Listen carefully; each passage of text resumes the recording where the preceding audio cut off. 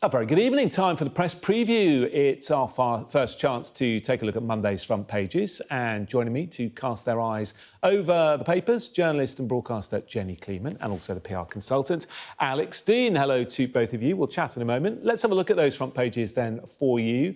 The Mail reports a record 1 in 5 first-time buyers are signing up to mortgages of more than 35 years as interest rates soar. 999 heroes under attack, reads the Metro, as it leads with a report that ambulance workers have been assaulted nearly 10,000 times over the last 5 years. Let's bring in the Guardian, leading with a report but from union bosses who claim Tory austerity left Britain hugely unprepared for the pandemic. While the Times features union bosses criticising Labour over their naive energy plan. The Daily Express looks ahead to the Prime Minister's speech tomorrow, where he's expected to renew his promise to end small boat crossings. And the FT says Saudi Arabia will cut oil production by 1 million barrels a day in a bid to boost its prices. The Eye reports that more than half of 18 to 24-year-olds are worried about losing their jobs to artificial intelligence. And the Star advises us to keep our fridge full of cold ones as it predicts hot weather this week. And don't forget, you can scan the QR code that you see on screen during the programme. Check out the front pages of tomorrow's papers while you watch us discussing them. And to do that, Jenny Kleeman and Alex Deane. Now, very good to see you both this Sunday evening. Jenny, why don't we start with the front of the Daily Express?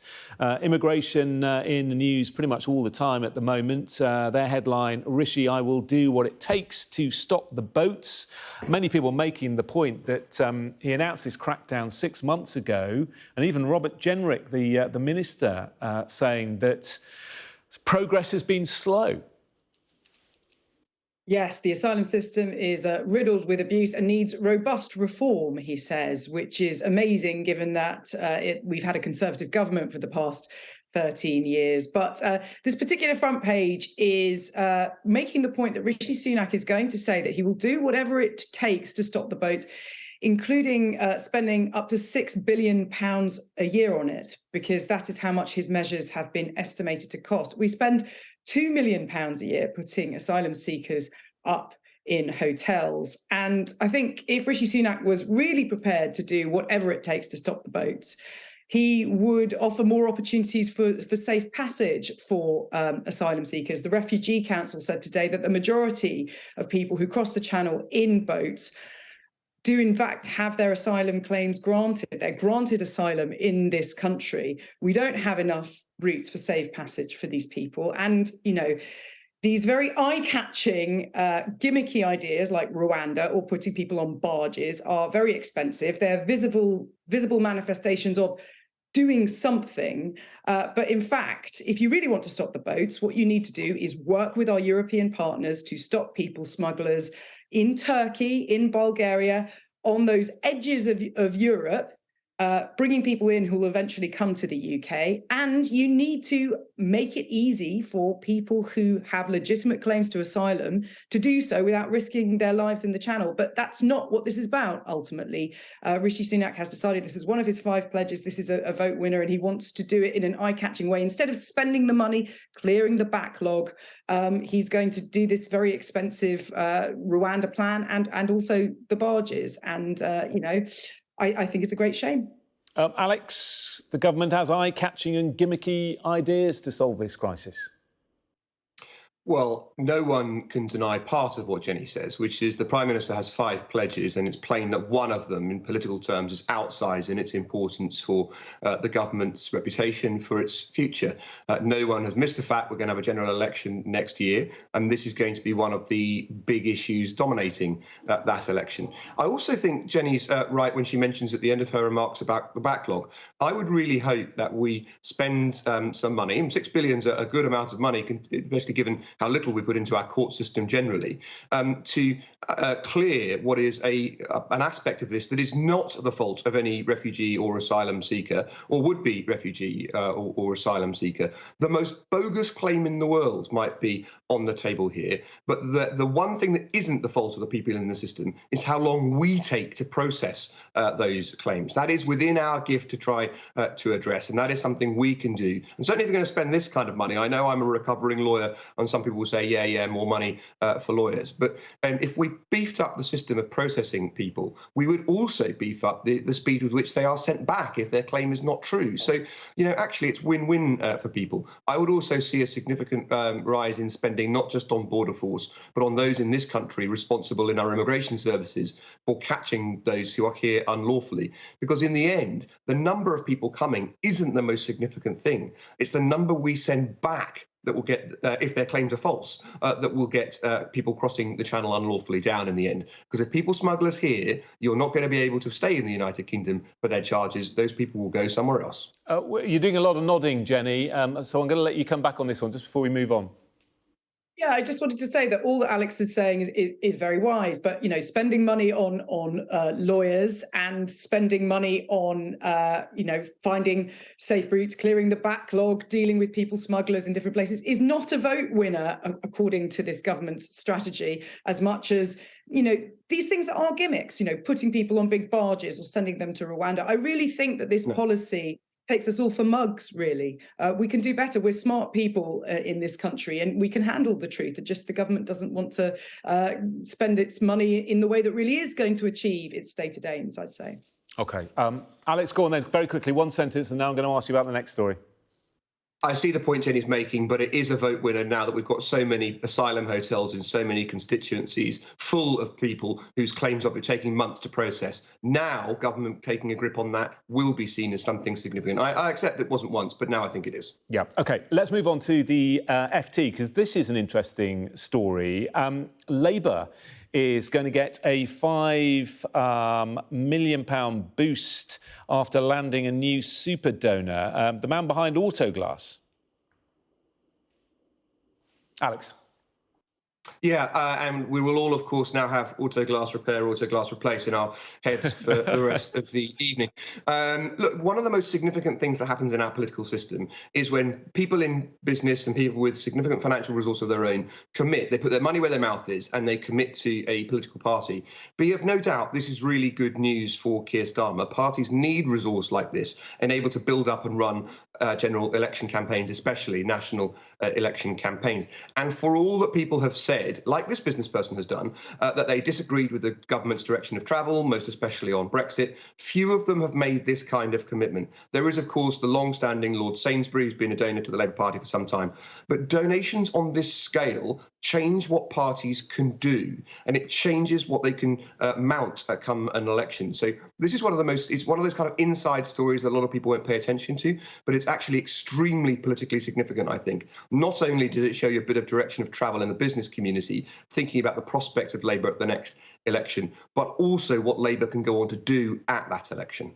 OK, let's move on, because I want to talk about Harry and his appearance in court next week, Jenny, because it is going to be remarkable. The first senior royal since 1890, I think it is, to give evidence in the witness box. Is he doing the right thing, do you think?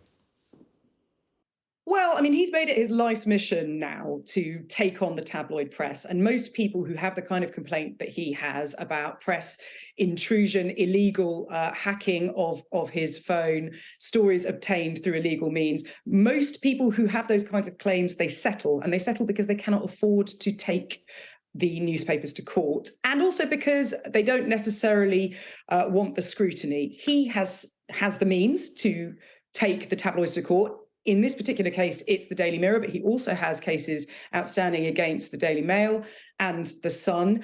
And he wants to have his day in court, to have his say, to make his criticisms. But what is very interesting is that he is not going to have the control that he is used to having, that he's had in the publication of his memoirs, in his Netflix documentary, or even in the promotion of his memoirs, where he got to pick who was questioning him. He is going to be cross-examined by a defence barrister in the witness box. And, it remains to be seen how much he is going to like that, whether or not it's going to be worth having his day in court, his way of being able to make the very strong criticisms he wants to make against senior management at the Mirror historically for phone hacking claims against him and those around him. Whether or not it will be worth it for the potential embarrassment, will he be able to keep his cool when he's being questioned and scrutinised? And remember, this is a person who has monetised his life over the past year, making claims about privacy.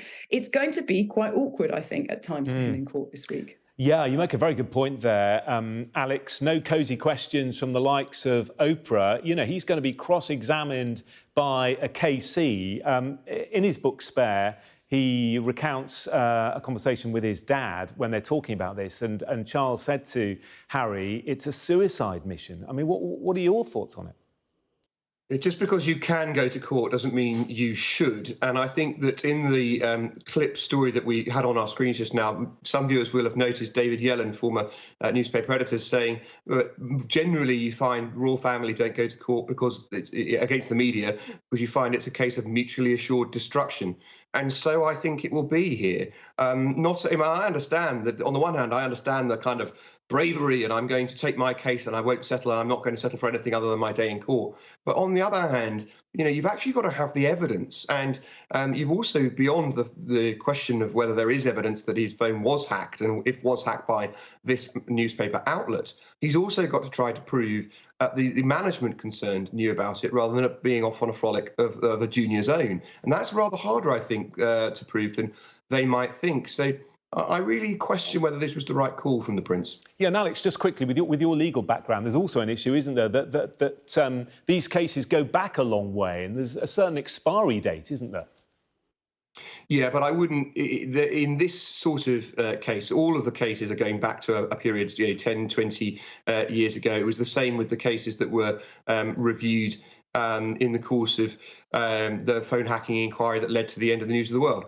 And the most important thing for me here isn't the time. After all, if he's got a claim in the end that shows he was hacked some time ago, people will be more attracted to that and find it more sympathetic because he will have been a child at the time, or a teenager. That may be one aspect that he will look at and think to himself, is that something that the public find more attractive than me as a grown-up who's been courting Oprah and so forth in the way that Jenny says. But the most important thing for me is, have they got the evidence? And just looking at this so far, outside perspective, admittedly, I'm not sure his case is as strong as he's suggesting. Yeah, we shall find out, won't we, next week. Full coverage, of course, here on Sky News. And Jenny, front page of the Metro, depressing headline, 999 heroes under attack, bitten, head-butted, spat at.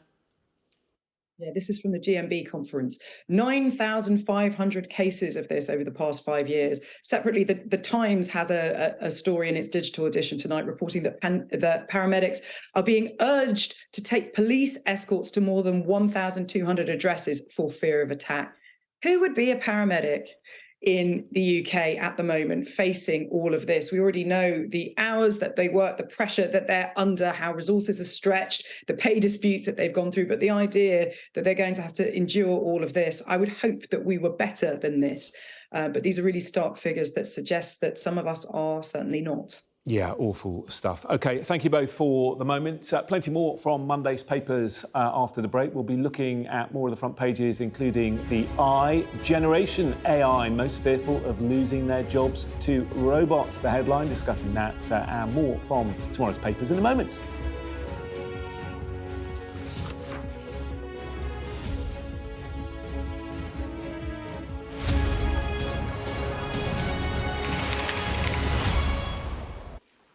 Hello again, part two of the press preview.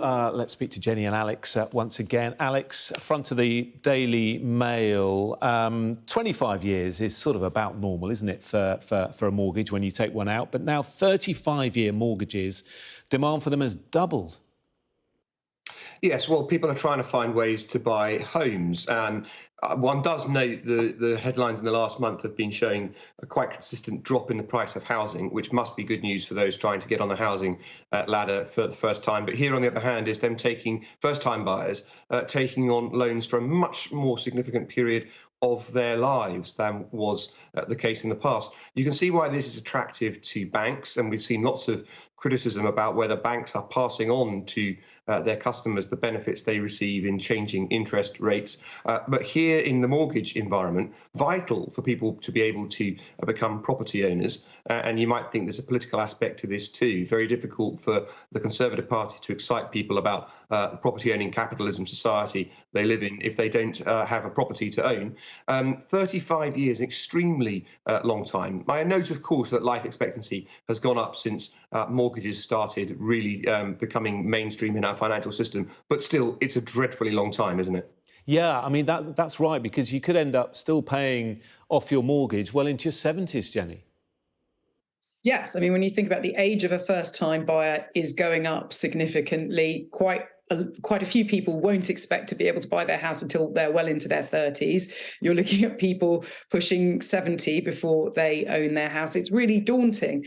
And I think, for a lot of people, we have been waiting for a time when things are going to start getting better. We have had the turmoil over deciding how we're going to leave the European Union. Then we had COVID.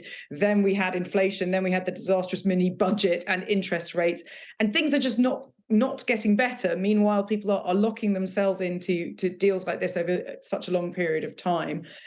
Something's got to give. And who would be a first-time buyer now? I mean, it's not a great state of affairs. Yeah, really tough. OK, you can read more about that in the Daily Mail. Let's move on to the Eye, talking about AI in the Eye. In fact, this is a story that we covered on Sky News a couple of days ago. Generation AI most fearful of losing their jobs to robots. This is a survey that was done saying that 52% of young adults, those aged between 18 and 24, are worried AI will damage their employment prospects. And they're right to be worried, Alex, I think.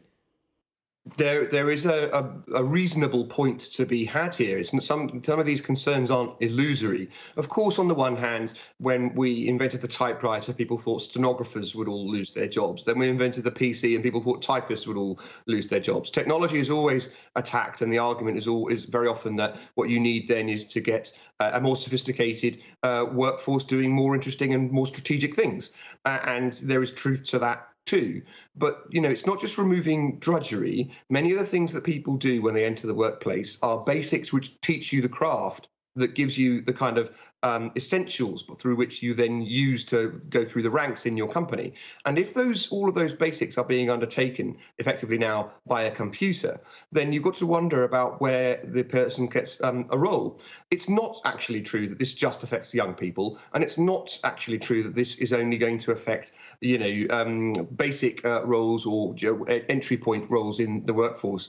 The role of surgeons is going to be affected as computers and robots can undertake surgery with a steadier hand and a encyclopedic knowledge of every condition. It's going to affect the most significant legal work in the world, where computers and robots will know every precedent and will understand up to the date and up to the minute aspects of every single case that's been heard on this point in a way that no human ever could. But there is no doubt in my mind that the first threat is to young people entering the workplace. And if you think about what that generation has just had, Jenny's just been talking about the difficulties of getting onto the property ladder. Let's also reflect on the fact it's the generation that went through lockdown in education and very often couldn't get in proper education because their universities were closed. And now this too. You've got to feel sorry for them. Yeah, you're right. Jenny? Yes, I mean, it's also that this generation has the majority of their careers to be working alongside AI as well. And in this piece in the Eye, it goes on to say that most people in this cohort, 18 to 24, thinks that AI is a positive thing. So it all depends on how they've been educated. If we're educating young people to regurgitate things they've been taught by rote, then that's going to be a problem. But if we are, bringing up generations of creative thinkers who can work alongside this technology, then it's not so much going to be a problem. I can completely understand young people feeling anxious, but also excited by the possibilities that this new technology can bring. OK, and just to finish off, Alex, the Daily Star, we're oven-ready Brits, 27 degrees this week. Have you had the barbecue out yet? It's going to be hot. We haven't taken the cover off the barbecue yet, but it does, I think, look like this is the week. Doesn't it show, by the way, the clever turn of phrase our former Prime Minister, 2 Prime Ministers ago, had? Because everyone knew what an oven-ready deal was. And I find an interesting echo of that in the front today. Jenny? We had barbecue this evening, can I just say, and it was lovely. 27 degrees is a nice temperature for a heat wave. I don't like it when it gets to 40 like it did last year, but 27 degrees I can handle. I spent an hour cleaning our barbecue today, full of mould and grease. It was disgusting. All ready to go. We'd run out of gas. Went to the petrol station. They haven't got any left either. Thank you both very much. We'll speak again in half an hour. Let's see the details for the weather next week.